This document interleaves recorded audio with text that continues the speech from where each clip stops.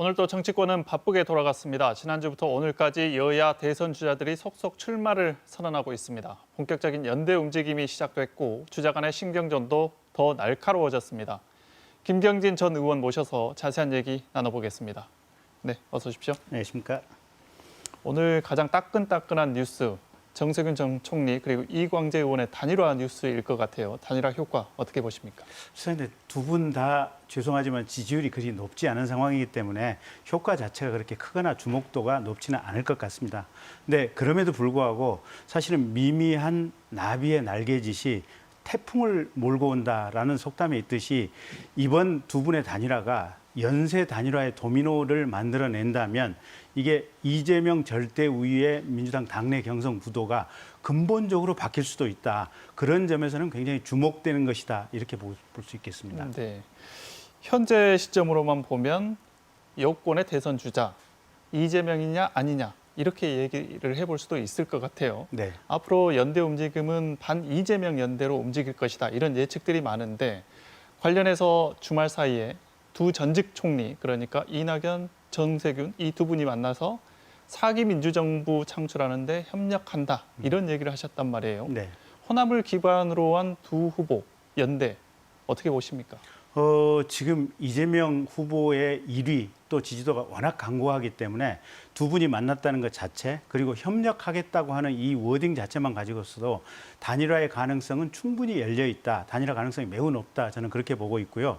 근데 정작 핵심은 이낙연, 정세균만 포함한 단일화가 아니라 사실은 추미애, 박용진까지 함께하는 단일화가 이루어져야만 그때 비로소 이재명을 대항할 수 있는 단일화가 최종적으로 완성이 되는데 문제는 추미애, 박용진 같은 경우는 사실은 꼭 이번에 본인들이 당선된다기보다도 여러 가지 정치적인 함의 또 차기 대선을 바라본다든지 또는 본인의 정치적인 영향력을 유지한다든지 그런 다른 뜻이 있어서 나왔기 때문에 그 추미애, 박용진 두 분이 과연 단일화에 응할 것이냐 이게 결국은 이낙연, 정세균 단일화의 가장 핵심이 되는 부분이 아닐까 싶습니다.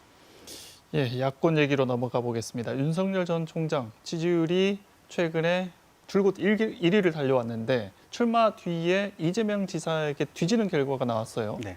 이게 계속 유지를 할 수 있을 것이냐 이런 의문도 드는 게 사실인데 어떻습니까? 일단 결론적으로만 말씀드리면 앞으로 한 2, 3주 정도 추이를 지켜봐야 된다 이렇게 말씀드릴 수 있고요. 한동안 어쨌든 윤석열 전 총장의 우위가 공고해 보였는데 출마 선언 이후에 여러 가지 집중적인 어떤 범여권의 포화가 있었고 또 장모에 대해서 법원의 실형 선고 및 법정 구속이 있었던 그런 여파로 인해서 최근에 이렇게 급속히 올라가던 지지율이 어느 정도 꺾이거나 최소한 정체되어 있는 이런 흐름인 것 같고 이 흐름이 앞으로 어떻게 변화될 것이냐 이건 한 2, 3주 정도 지켜보면 알 것 같다라는 생각입니다. 네, 지난 주말에 국민의힘 권영세 의원 만나가지고 사실상 입당 제의를 받았는데 물렸단 말이에요. 네. 이 시간에도 여러 번 여쭸는데 입당할 것이냐, 과연 그러면 시기가 언제쯤이냐 네. 여러 번 여쭈긴 했는데 네. 윤석열 전 총장 생각을 도대체 알 수가 없겠다 이런 생각도 들어요. 이게 어떻게 그 셈법을 가지고 계시는지. 글쎄 저도 뭐 직접 만나서 물어본 적이 없기 때문에 저로서도 알 수는 없지만 그냥 밖에서 제3자로서 추정해 보건대 입당 가능성은 상당히 높아 보인다. 다만 이제 입당 시점이 언제냐.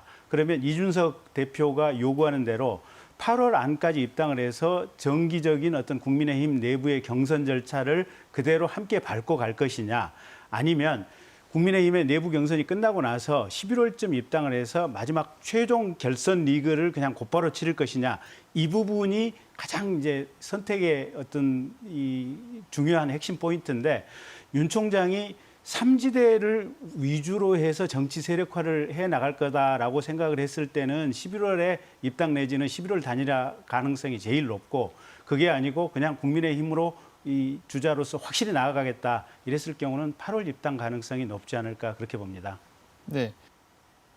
개인적인 질문 하나 드리겠습니다. 지난주 한 언론 인터뷰에서 윤석열 전 총장 돕겠다 이런 이야기를 하셨어요.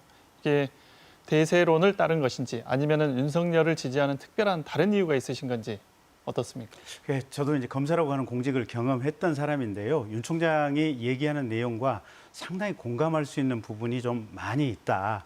특히 가령 지금 뭐 울산시장 선거 개입 사건으로 지금 청와대에 상당히 많은 사람들이 기소가 됐었는데 우리가 박근혜 전 대통령 탄핵을 할 때 박근혜 대통령이 그때 당시에 새누리당 공천에 관여했다는 이유로 기소가 돼서 그 부분까지 포함돼서 징역 18년의 실형이 나왔습니다. 그런데 그런 것을 보고도 현재 민주당 정부라든지 문재인 대통령이 똑같은 실수를 반복하고 있고 이런 것들이 헌법 질서라든지 법치주의 파괴에 상당한 위험이 되고 있다라는 인식을 공감하고 있어서 뭔가 좀 새로운 정권 교체를 통해서 이런 부분을 해결해야 되지 않나 이렇게 생각을 하고 있습니다.